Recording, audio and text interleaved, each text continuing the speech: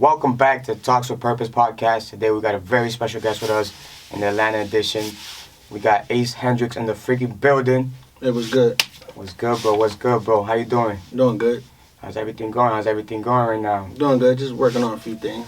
I'd love to hear that. But let's dig right in, bro. All right. First question I got for you. Who are you?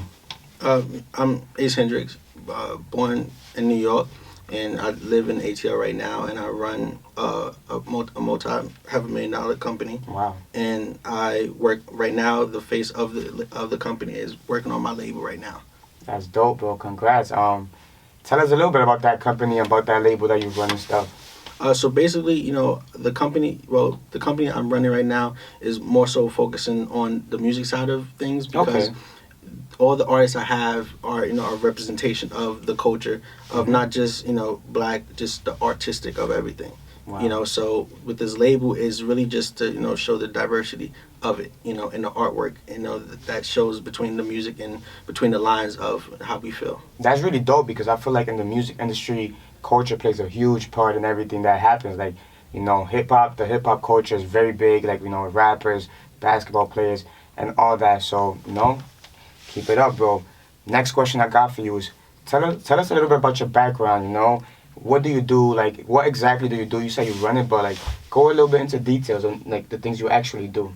All right, so I would say, for the record label side is, when it comes to the artists I sign and work with in general, I just look at, where their mind is at and where their motive is at. Because at the end of the day, the artists that you have they're supposed to work and they're supposed to do what they need to do to actually want to be great. So I help the artists, feel, the wants of needing to be great and reaching their full potential. I just don't sign them and just tell them what to do. I actually help them and grow them as an artist, but also have integrity with it. That's super dope. Right there, what you're doing is creating value. And it goes back to what we were kind of speaking about earlier. Is like, when you're chasing money, the value's not really there. Exactly. You're not really building that relationship with that person to help them grow, to help them be better. So when you change the narrative and you're actually helping someone grow and be better, they appreciate everything you do even more, which makes them want to work even harder for you. Yes. So that's really dope.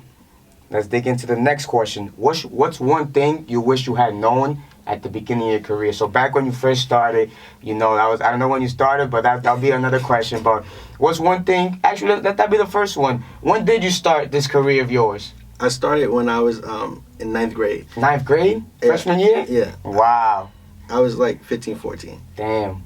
And I would say the first thing, I don't know, that's a tough question, but I would honestly say the first thing is not embracing, the light I had at that young age, as in, social media wise. Because I was always a people's person, people and always loved me in some sort of way. Yeah. And I would say that's one thing I didn't take advantage of.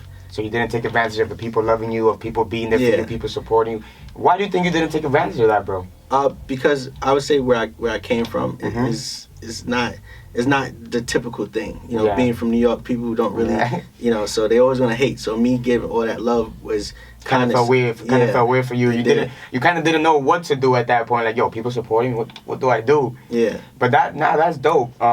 So you say you started freshman year, 14, 15. Yeah. That's very early. Like, not many people are, able to do that at such an early age because of, girls, playing video games, this and the third. So what kind of, like, you spoke about mindset as well. What kind of mindset did you have at such an early age that allowed you to kind of, like, do that at that age and, like, still be consistent to still do that today? I would say is the discipline and, having, like, role models like, Jay-Z or Diddy or Dame Dash. It was always just the mindset to separate yourself from others. I like the quote that Dame Dash says a lot. I didn't graduate school honors. I graduated school on the Forbes list or something, like that. It's not mic drop, it's bag drop. When he says that on a podcast that he was in, I was like, wow, that's dope. You imagine graduating and being on the Forbes list? Like, that's something crazy right there. So you mentioned Jay-Z. Why are these people like kind of like your role models?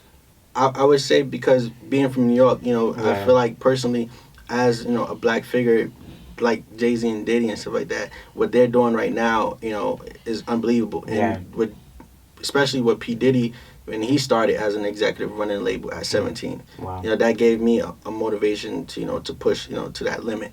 and believe I can just really do anything. Right there, you just told me something that you do your research. You knowing that Diddy was a executive producer, you said, right? At the age of 18. Not everybody knows that.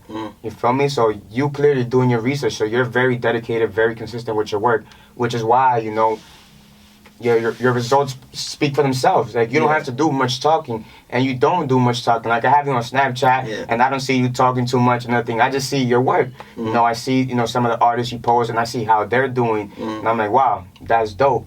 By the way, for the next one, we're going to have the De Leon tequila that Diddy just dropped. So, Diddy, we're going to have to get sponsored by USA. Yeah, for real. That would be dope. We got to get Diddy on it. Next question I got for you, Ace. What is your biggest failure, and what did you learn from it?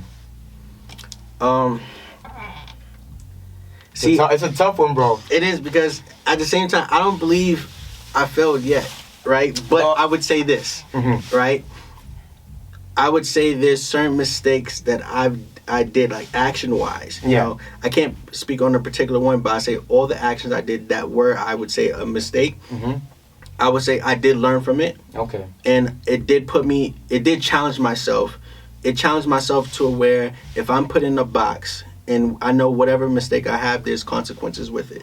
It's just the way how I handle myself to get out of that situation. Okay. I would say it from that perspective. So how you react to it, how you handle the obstacle that has came in your way, you're saying? I wouldn't react to it in a fast way. I would take a step back and look at it and look at all the options I have.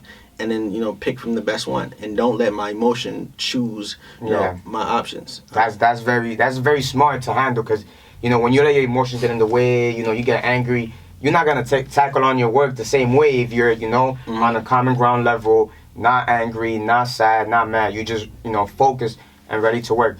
So you said you've never failed.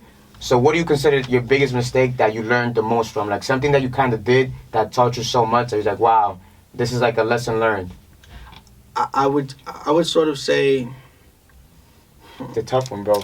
It's cause like not only is it a tough question, but it's like you yourself. We as people don't tend to admit all of our wrongs and stuff like that. Exactly. So it's kind of like, damn, what did I do wrong that I learned so much? So take the question in the sense like, I would actually say this, right? And I would say from a relationship standpoint, when you refer back to how I was doing it with relationships and stuff like that, I would say, because I was dating a girl. Yeah. And I broke up with her, right? We was dating for 4 years. But I decided to choose the business, all this, instead of her. You know? And that's what I did, and I feel like that was a mistake now. Because of how, because I know being a man, you're supposed to balance everything. Yeah. Do you feel like everything would have resulted better if you would have stayed with her and kind of balance both out? I would say, yeah. I would have been able to balance it out. But I wasn't able to, do that because I didn't learn that from nobody in a way. Yeah. So I would say that's a mistake. So that right there, you being able to admit that's dope. And if you're watching this, whoever you broke up with back then, maybe things would have been better. But hey, man, everything in life always happens for a reason. That's one thing I'm very big on. That everything in life happens for a reason. Yeah, 100%. Like just me being here, us meeting. Like I remember the first time we spoke. It was like you sent me a long ass message on Snapchat. I'm like, yo, who is this dude? Like, is he like one of those people that just sends a bunch of scams and stuff like that? But I started doing a little bit more research. I'm like, yo, this dude is serious and stuff. And then you told me where you from and stuff like that. I'm like, yo, stay tuned. I'm coming out there. And yo, when I tell you this was probably a year ago or plus. Yeah, it was. And look at this. It's fucking happening right now. So that's one thing that I'm very big on as well. Manifestation. Yeah, exactly. The more you say things, the more probable they're gonna happen. Yeah. If that's why even if you're having a bad day and you're telling yourself, yo, be great today. I'm great, I'm rich, I'm this, I'm that. Like the things where you want to put yourself at, you're going to get there. Yeah. Because if you keep on working and working and working and saying it every day repeatedly, it starts happening. Like me, myself, I told myself, yo, I'm going to do this podcast. I'm going to travel each month to a new spot. And I've been doing it, bro. And it's been happening. So that right there is dope. Next question I got for you, Ace Hendrix, is what's some advice that you got for someone that's kind of wanting to start the same career as you? I would sort of say, don't sort of be the white sheep in a group. Always want to be the black sheep, in a way. And the reason why I say that is because, if you want to get noticed, at doing what you're doing in general and in any career field, you can't copy other people's work. You know, you have to have some sort of, you know, artistry in yours. Uniqueness and stuff. Exactly. You know, you have to have that diversity, because if you don't, you just be like every other white sheep. Exactly. You know, the only way you stand out if you sort of have. So kind of the advice you're giving for people that want to be in your career is stand out, be different, be yourself, don't copy others, kind of have your own rhythm, your own creativity. What do you say? What do you think differentiate you from anybody else in your career? Like, what makes Hendrix? You feel me? Like, you were speaking about that differenceness. What makes you different from everybody else in your field? You'll say. I would say this. What makes me different is because obviously I started at a young age. Yeah, definitely. You know, and I would say I did some research not a few days ago about, you know, some youngest executives and stuff like that. At the moment, like my age wise, I'm 20, and the youngest. Wow, you're 20, bro? Yeah, the youngest right now is like 29, youngest executive. Wow. So I know if I do gain a lot of heat as an executive, I could be the youngest at the moment, you know. But I would say that makes me, you know, I would say make me different, but also my dedication and the will of, you know, just to want to work and just push, you know, and just no limits. Why are you so dedicated? Like, you know, what pushes you to be so dedicated? We all have a why. That's one of my questions that I love to ask. So, like, kind of, what's your why to be so dedicated? My why is because I don't want to be, you know, 60 on my deathbed, knowing that there's certain things that I could have accomplished in life. Because at the end of the day, no regrets. I look at it like this, right? If you're in the hospital on your deathbed, right, and it's your last minute alive, and all you see is like a whole bunch of ghosts around you, and all those ghosts are some of the career fields that you could have done, but you didn't. So now you have to look at it while you're passing away. That's that's my why, because I don't want to be that. I want to make sure when I pass away, I did everything I wanted to do in life. That's dope, bro. Because it's kind of like, yo, why wait around? Like, those people that be like, oh, I'm going to wait till Monday to start working out. What, it's like Monday the day that you know that you're going to lose more weight, that you're going to sweat more at the gym. Like, if you really want to start something, start it that day. And I'm very big on that. Like, anybody that tells me, like, yo, I have this business idea. You know, I don't like my job. I work a 9 to 5. I'm tired of working for the next man and making him richer. The first thing I tell them is quit your job. Believe in yourself. You feel me? If you don't believe in yourself, no one's going to believe in you. That's first things first. Exactly. So if you don't believe in yourself, no one's going to believe in you. So, like, you know, quit your job and do what you want to do. Because at the end of the day, like you said, you don't want to be 60 years old, dying, and they're like, damn, I wanted to be a dancer, but I didn't dance because I used to work a 9 to 5 and I used to come out of there tired. Or damn, you know, I want to be a videographer, but I didn't do it because of whatever. You feel me? Like, do those things you want to do, because you don't know. One, I feel like failure, the more you fail, the closer you get to success. Yeah. The reason I say that is because there's a story I say about me knocking doors when I used to work for solar panels, and it was like every no I used to get brought me closer to my yes. So it's I kind of like transition.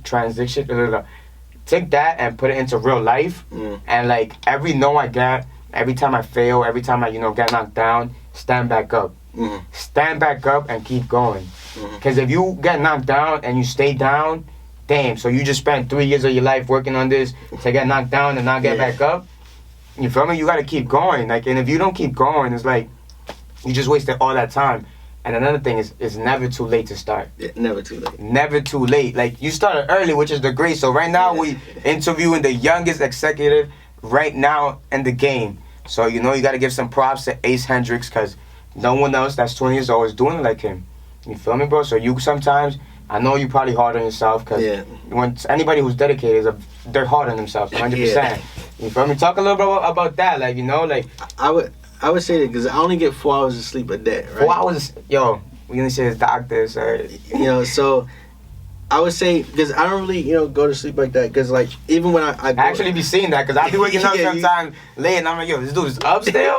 I can't. The reason why I can't sleep is because when I do go to sleep, I just have so many ideas and stuff like that. So as soon as you want to get to work right away. You know, so as soon as I wake, when I can't go to sleep, I just wake back up and I just start writing or start calling someone. And I know the time zones from different areas. So you do? Yeah. So if I'm Let me test you. What's the time zone in the Pacific time right now? I don't know, but you have a whole clock right now to check.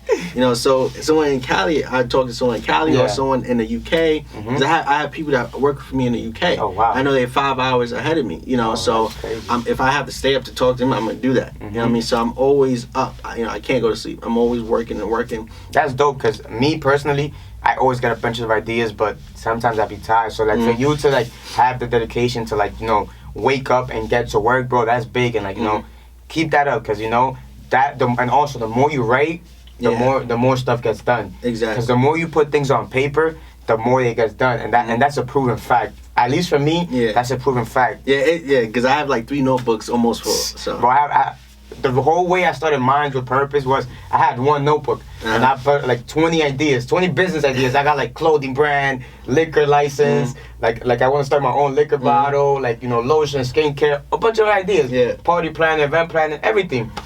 And then what I did was for every single idea, I researched how to make $1 million with that idea. So I literally went on Google and I researched like a bunch of websites on how to make $1 million with each idea. But then I thought to myself, I'm like, yo, I can't do everything.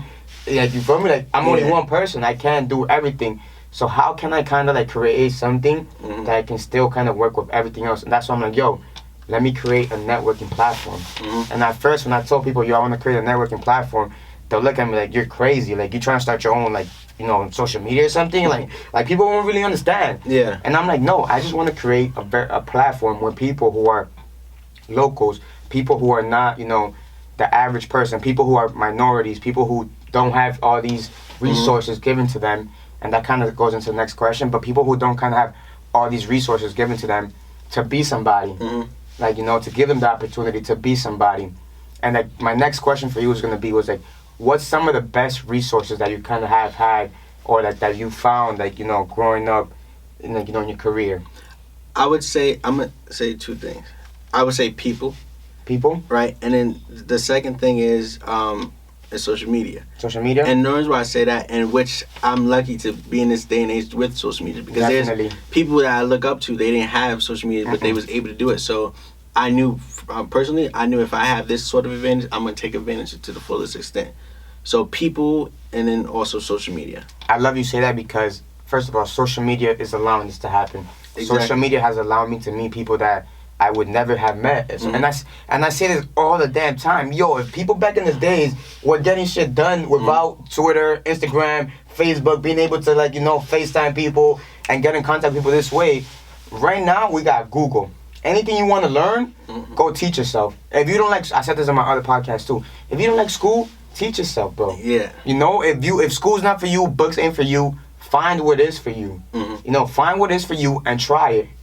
Give it a chance. If it doesn't work out, it didn't work out. But at least you tried, and that's what matters a lot of the time. Like, your effort into things, seeing what it teaches you and kind of seeing where it goes. Exactly. My next question, bro.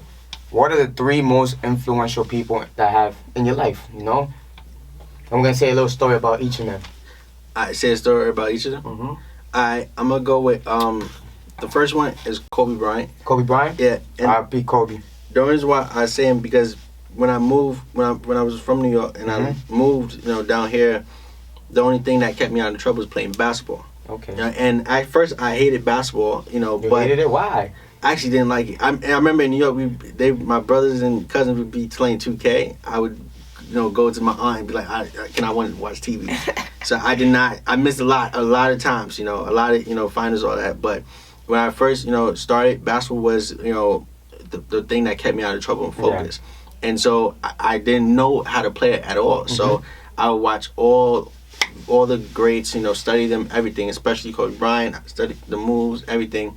And so that's when I started playing basketball. It's crazy you say Kobe because the last person I interviewed on the podcast also mentioned Kobe. Oh, for real? And he was mentioning how balling. And it's true, like, we sometimes forget how much, and we kind of saw it throughout the pandemic when there was no fans in attendance of all these sports games. Yeah. Like, shit ain't feel real. Like, it was like, yo, what the heck? Like, yo, this is a basketball game. Like, it's like a pickup game. Like, there's the benches are empty. There's nobody in the bleachers. Like, this shit feels whack. Exactly. So we kind of forget, and we kind of took that for granted about how much sports connect us. Exactly. Like, there's plenty of people in my life that I promise you I don't even know their name. But, like, yo, I know him. How you know him? Oh, I played ball with him, and when we see each other, it's all love. And like, I love sports because it allows you to connect with so many people on that term. Yeah. And then also, like you said, it keeps you away from trouble. When you're playing basketball, you're not on the streets. When you're playing ball, I feel like me personally, if I'm ever going through something and I go play basketball, it kind of like, I don't know if it's just me or does this happen to you too? Like you just ball up, bro, and like after you balled up, you know, you sweaty and stuff. Yeah. Even if you won a couple games or lost some, you still feel good about yourself. Yeah. You kind of like, you know, you don't have that pressure on you that you did before you started shooting around. And it kind of goes to that song, you wasn't with me shooting in the gym. Because like, you feel me? When you're in the gym, like, you give, like, it's you versus you. It's kind of like when you're running. When you're running, like, it's you versus your mind. There's nobody around you. You're just running, you and yourself. And that's just how it goes. My next question for you, Ace. What is one common myth about your career and field that you kind of want to debunk? Like something that people say, rumors that people say, oh, executive producers this, you know, people who run labels this, that you kind of want to debunk and like say that's not true. This is really how it is, and like speak a little bit about that. I would say, this is a tough one. This is a tough one because like kind of like speak about like the things that people would judge you on, or not you, but you know like, what? Actually, you know, I would say. From a manager perspective of, you know, of how there's certain managers and stuff like that will, you know, steal from the artist or try to lead the artist in the wrong way. And I would say this, from whatever management done that in the past affected managers like probably me or other people, that's very good out there, but artists and people don't give them a chance because they'll think they'll do the same thing to them. You know what I mean? But I personally feel like it's really just, if you can find a management that has integrity, then you got it. You know, that's a good manager. But if you just pay attention to a manager that's want to put you in brands and stuff like that, they care about, you know, pleasing you the with business design. side of it. It goes back to what we were saying at the beginning. That person would be chasing money. Exactly. They wouldn't be chasing the value that they're providing to you. And it's kind of like the integrity you're talking about. If someone's just chasing the money, you know that if the money's not coming in, they're not going to fuck with you. Exactly. They're going to throw you in the dust. They're not going to put you on with those brands no more. If you're not popping, as opposed to if you're working with somebody who's loyal to you and really wants to see you win, even if you're going through your hard times, which everybody does, they're going to keep putting you in those positions to grow, which is crazy. So, like, kind of what you're saying is about, like, a common rumor is that, like, that managers is kind of like what kind of makes or break you, or like kind of like it can be in that way, because like a manager probably will get a deal from someone about you, but probably won't even tell you because it don't even involve them. Wow. You know, so have you seen that happen? Yeah, I did, and you know, I got burnt a few times because of I was trying to save an artist about that, but you know, it was pretty complicated, you know, but. It's crazy how grimy people I tried the music management once, and I'm like, I don't know. It's kind of people think it's easy. People think it's just like, and people sometimes think when you're a music manager, you're stealing the artist, like you say, which does happen.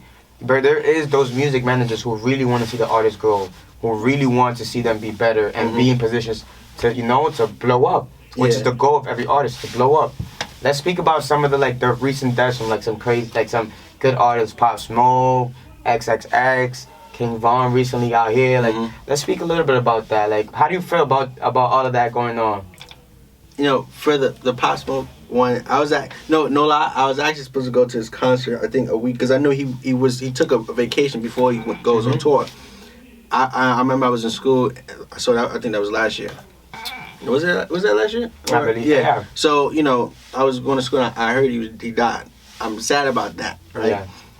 With the King Von part, I would say that his manager is the one that got shot too, right? Yeah. And I feel like, say your opinion, bro. I feel like as a manager, you should have never had your artist in that predicament. Yeah. You know, and I don't listen. I'm from the hood too. At the same time, but I have artists as well that involve in gangs and stuff like that. Of course. And with me personally, I try to do my best to get them out of that situation. Because that should be their goal. You know, and personally, your manager shouldn't even be shot in a shootout in the first place. You know, so I personally feel like that situation and stuff could have been resolved. Remember, I was telling you about how you shouldn't let your emotions get to you. And as a manager, you should have put your artist aside and be like, don't do this. It's not the time. Let's just get to the bag. Exactly. You know what I mean? So it's so much stuff that can happen based off emotion like this. You know what I mean? So In again, 1 second. exactly. It was wrong. He put out a gun and he just did the ones, but at the same time, it was the team and management, because he's the one that's putting money in people's pocket. Yeah. You lose him, that thing dies. You know what I mean? Which is gonna like affect a lot of people now. Because he was giving money out to the hood and everything. I seen that. He was their champion. And as the team around him, they should have protected him more and got him out that situation. Yeah, they should. And like I feel like that kind of plays into a lot nowadays, where like people are influenced by the people around them. Exactly. Sometimes you may even think that the people around you are looking out for you, but in reality, they want to just leech off of you, and they see you doing good, they applauding you and stuff. But whenever you're not looking, they'll take $10 out of your stack. You feel me? But if you get 100 racks, that's a rack already. So it's kind of like, damn, is the people around me really on my team? Yeah. And I feel like also like as a manager or just as a team, like you don't like, clearly it was late night. Yeah. Late night, I'm pretty sure they both were drinking. Everybody knows that almost everybody's strapped up. Everybody's keeping a couple poles with them. So it's like, why, allow that to happen, like you're saying? We back, we on. Let's dig right in, Ace. What's something people miss? What's something people seem to misunderstand about you? That, I'm pretty, tough on certain people. Like, my expectation for certain people, I would want them to do better, but they'll think I'm probably doing too much or too hard on them. But in all reality, it's really just to help them. Nah, I feel you, because I'm kind of the same way. Like, if I fuck with you and I care about you and I want to see you do good, I'm going to be tough on you.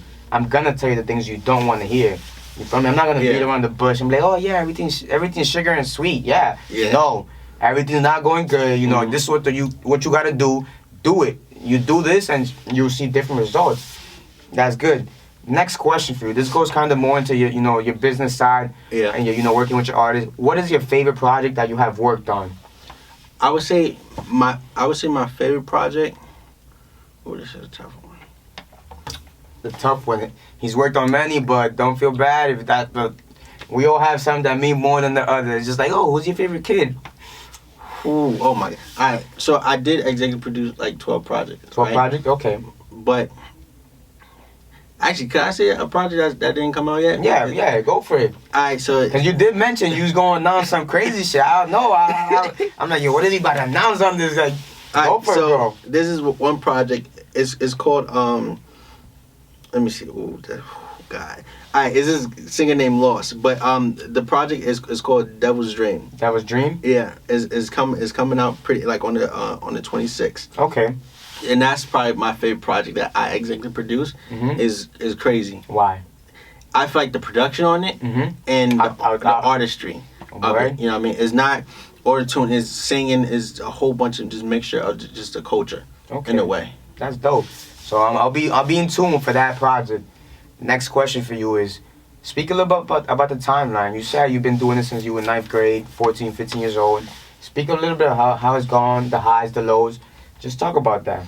I would say, when I started, in 9th grade, I personally feel like, at first I just wanted to do a clothing line and stuff like that. Okay. But then I feel like, of course, being where I'm from, the music has always been there. Yeah. So I had to tap into the music. Okay. So it came from just me managing people just to be like, I actually could do this. And I started to do a label, And actually, I only been doing this label stuff for, I would say, for almost a year and a half. Okay. Really. And I did accomplish a lot. And everything that I have now with this label, from touring to shows and stuff like that, it's all been happening and planned since. This has been a 3-year, 4-year plan for me. So it's just everything been planned. I love that because success is not overnight, bro. It's not. Mine's with purpose. I did research with my boy who I started this with for like a good whole year. We did research, just research. Yeah. And then this year right now, currently, I told myself this whole year would just be to give it promo. People are like, yo, why you don't have a website? I'm trying to buy your merch. I want to listen. I'm not like chasing money right now. Money's gonna be there for me. You feel me? I'm not chasing money. I'm chasing relations. I'm chasing like building genuine connections with people. Yeah. That's what I'm working on, and literally that's what I have been doing for like since January till December. 2021 comes, that's the year for the money.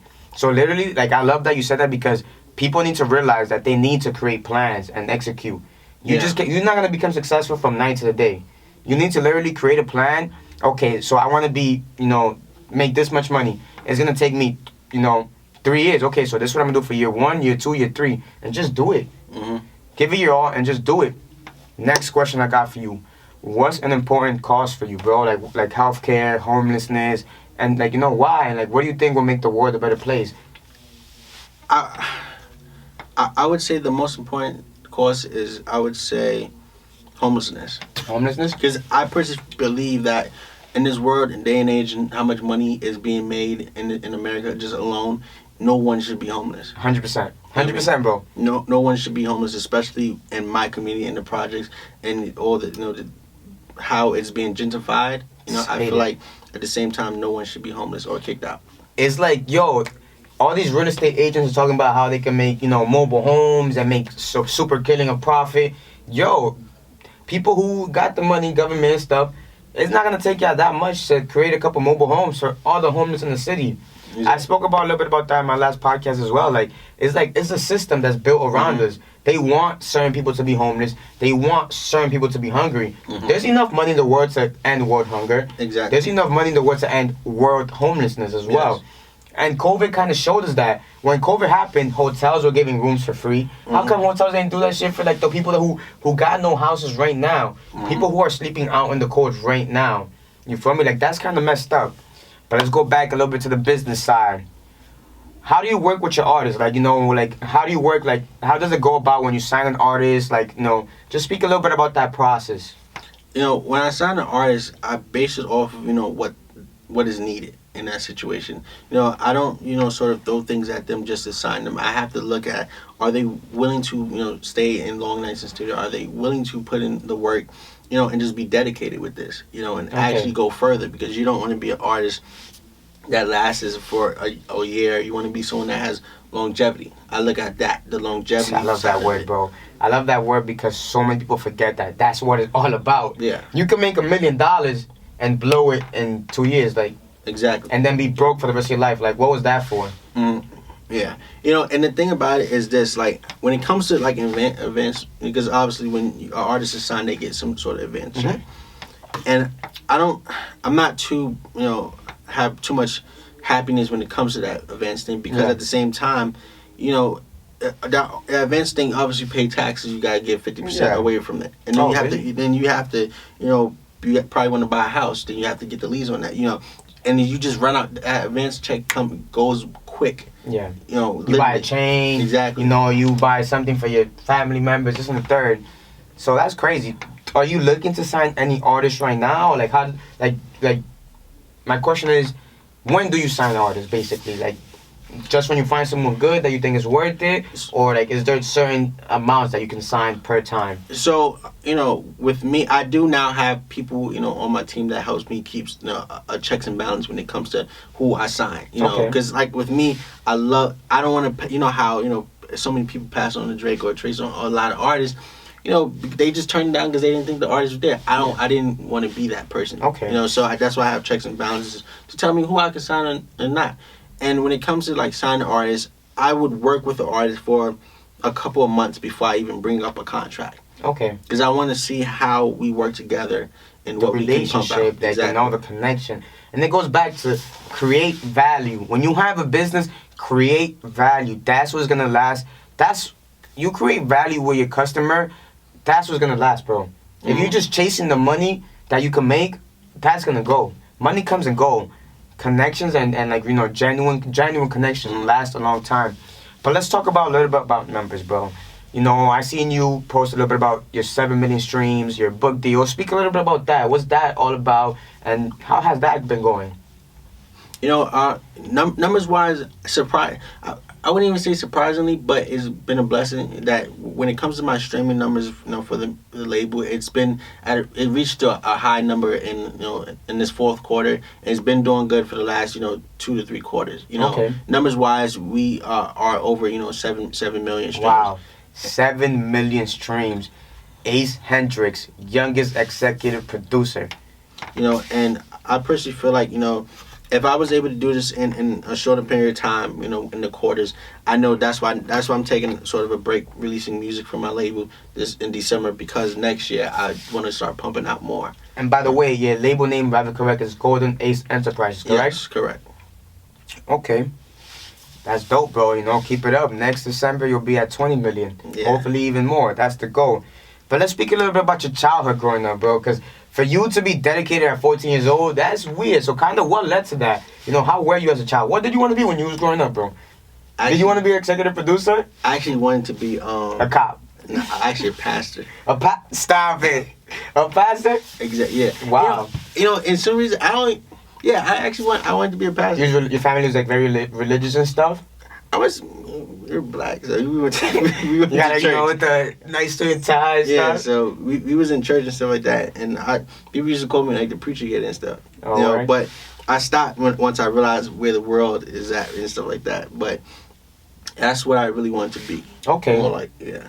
Let's speak about some future goals and things coming next. Give our listeners and viewers a little sneak peek of what's coming next. Tease a little bit. All right. So at the moment right now, I'm in a process to announce my own partnership, a streaming service partnership deal. Ooh. Right now, and it's really for the artists, to push, show the creativity and all the independent artists out there, that don't get the shine that they deserve, because there are a lot of low key artists that's better than a lot of popular artists right now. 100%, and that's kind of why I do what Minds with Purpose does, the Music Mondays event. Mm-hmm. It's an event to showcase local artists, to present them with opportunities that they normally wouldn't have. I'm presenting local artists an opportunity to perform in front of their friends and family, which normally doesn't happen. Mm-hmm. You feel me? When you're an artist, you go to the studio or you record your music, but how often do you really perform? Before COVID, we was supposed to be touring and stuff like that. So I would say we've been able to perform around like 15 times, and we're about to get rolling back into performing soon. So when that does happen, let me know, bro. I'll attend those shows and I'll be lit. Maybe interview some. Actually, I want to talk to you about that. Maybe your top, whoever gets the most numbers from your label, that's the next interview I'm gonna do right there. All right, we can do that then. So if you're from the Golden Ace Enterprise team, get your numbers out there so you could be in the Untitled Purpose podcast. But I got one final question for you, bro. And before anything, I want to thank you for allowing this podcast to happen. Appreciate you. It's been dope, bro. It's been dope connecting with you, for real. getting to know you better. It's crazy, bro.